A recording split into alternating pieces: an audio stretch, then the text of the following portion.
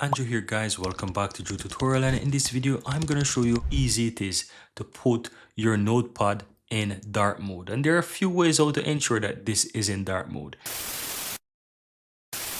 Now, the first way I will say to you is that if your computer is in dark mode, then by default, this will go into dark mode because most of these applications on Windows, they have the option to use your system default settings, right? So you want to right click on your Windows guys and you want to go to settings, right? Now from here, once you're inside settings, you want to click on personalized and then you want to go to colors. Right now from here, you will see choose your mood here, and as you can see, mine is in dark, but if you go between here, you can see you have custom and you also have light mode. So if I select light, my computer get in light mode, and if I select dark, my computer goes to dark mode.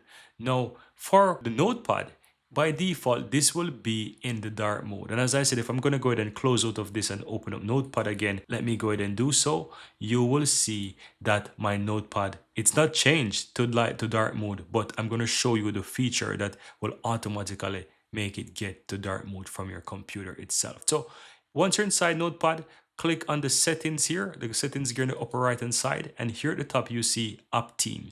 So if you click on this, you will see the option that says use system settings. Now the system settings is what's gonna be there by default, right? And you can change this manually if you want. So by default it is set to system settings. So if your computer is in light mode or dark mode itself, as I showed you before, then this will be in dark mode as well. But if you don't want that, you can always go ahead and choose dark mode. If you don't want to put your computer in dark mode, you can always select the dark mode feature. Or if you don't want to have the application in dark mode, you can always select the light mode feature as well.